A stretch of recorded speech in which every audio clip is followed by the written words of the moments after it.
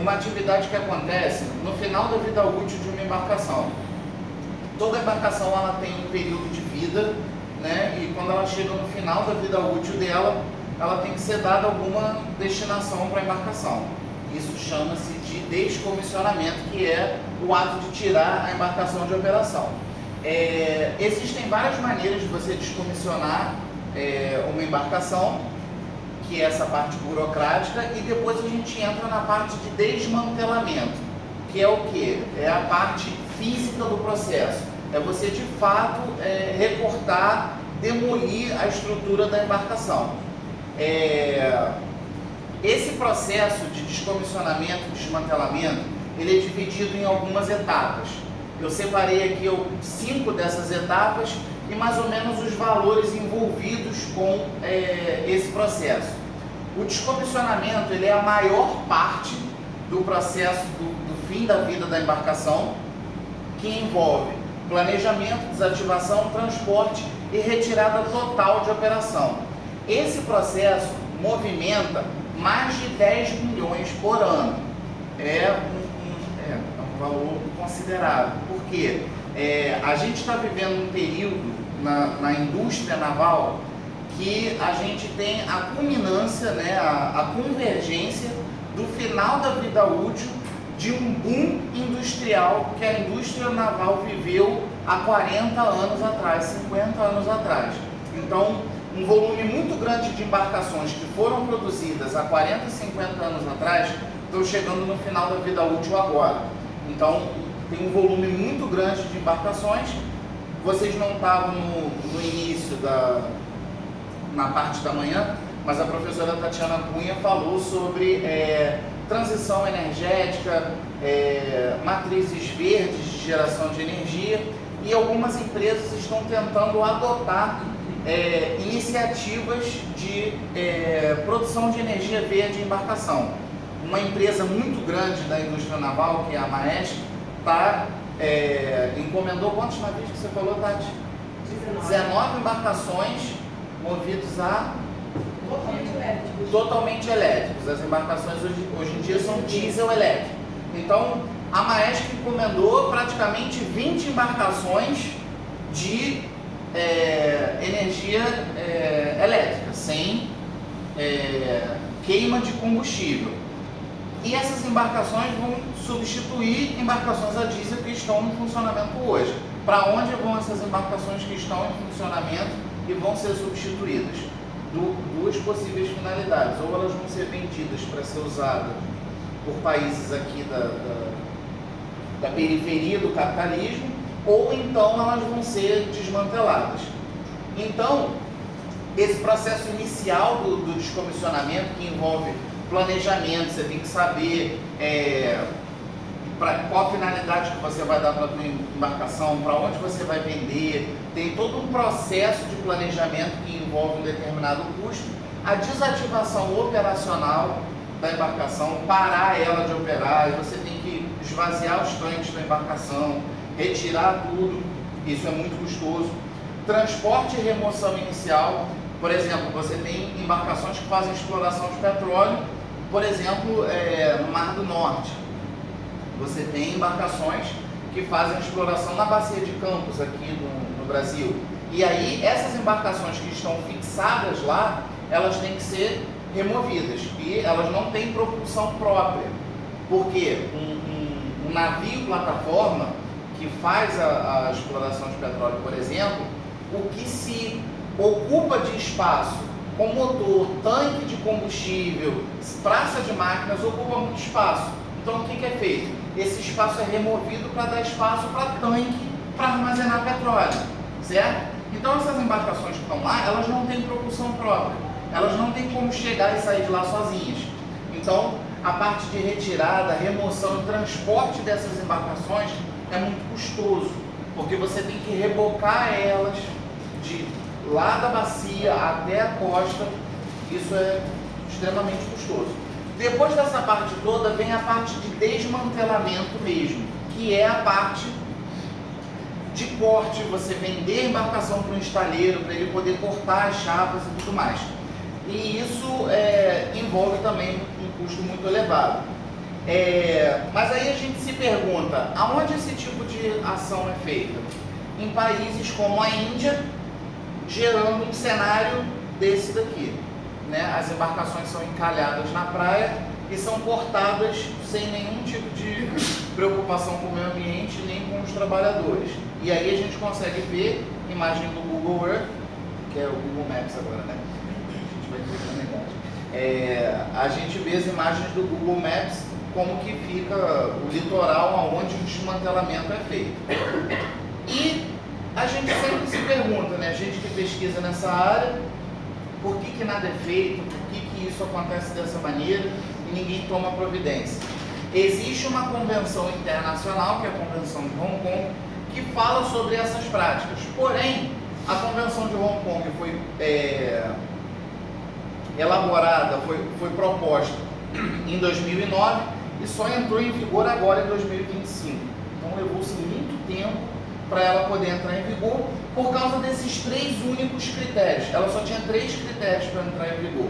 Era ter 15 estados, né, 15 países, esses países representarem 40% da movimentação de carga mundial e ter pelo menos 3% da capacidade de reciclagem. Esses 3 critérios foram suficientes para fazer com que a Convenção de Hong Kong levasse esse tempo todo até ela entrar em vigor. Os países demoraram muito a aderir à Convenção de Hong Kong e os países que aderiram não tinham expressividade, não tinham arqueação bruta suficiente.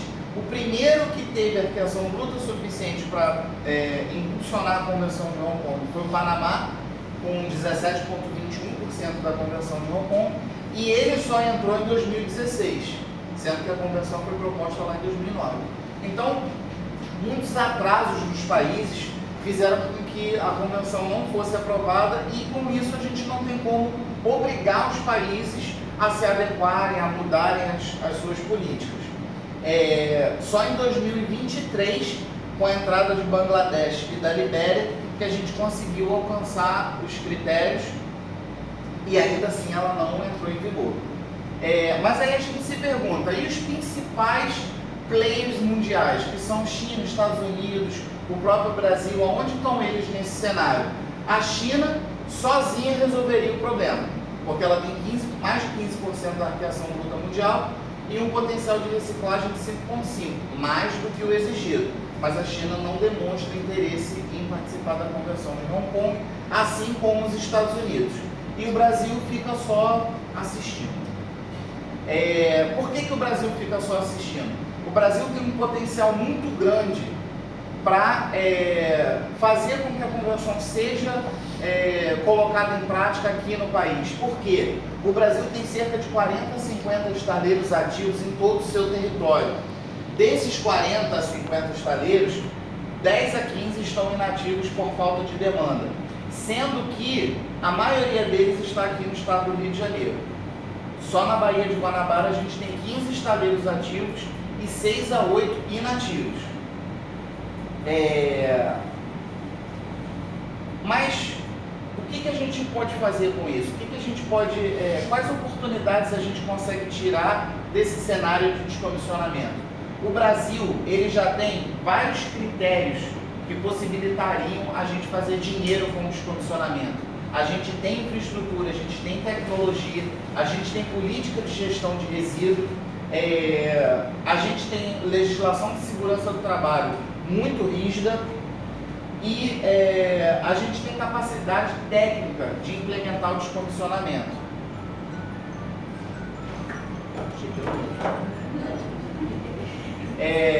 Mas aí o que acontece? Por que isso não é feito? Primeiro, porque demanda investimento em infraestrutura e tecnologia. Os estaleiros precisam se adaptar a fazer o descomissionamento. E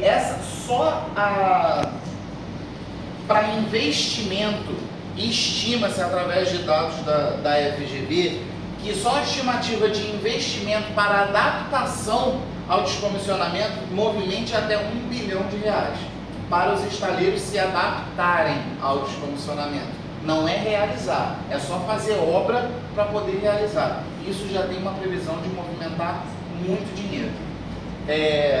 E aí, só com a adequação, espera-se que isso gere até 10 mil empregos diretos e até 30 mil empregos indiretos. Por quê? A indústria naval é uma indústria que emprega muito, e além dela empregar muito, ela tem toda uma cadeia de serviços que também emprega bastante. Você precisa de gente de logística, gente de metalurgia, de materiais, da indústria civil.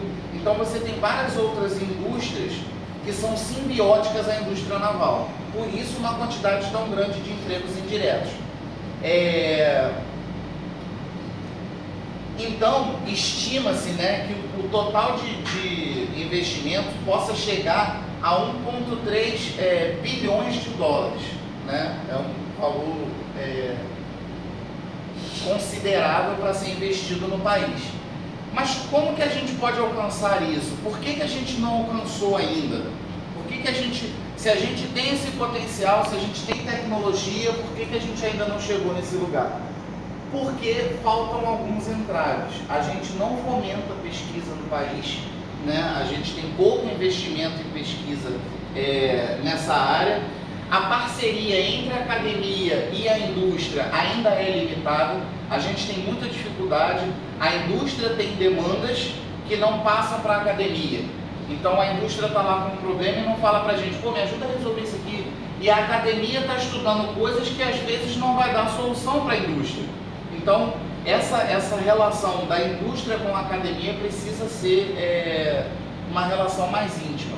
O engajamento das engenharias com o tema, porque não é um tema só pertinente à engenharia naval, é um tema pertinente à engenharia de metalurgia, materiais, civil, produção ambiental, todas as outras engenharias que estão dispersas e elas deveriam estar engajadas em prol dessa finalidade. E eu acho que o mais importante, né, é a gente reivindicar a implementação do descomissionamento no Brasil. A gente precisa demandar ações concretas de políticas públicas. Na federação inteira, no país inteiro, só o Rio de Janeiro tem uma legislação que fala sobre o descomissionamento. Mas nenhum outro estado, nem o país como federação fala sobre o descomissionamento. Por isso que as coisas são atrasadas. E aí, como eu já fiz essa introdução do descomissionamento, eu vou passar para a Bruna, que vai apresentar um pouco sobre a parte experimental da nossa pesquisa.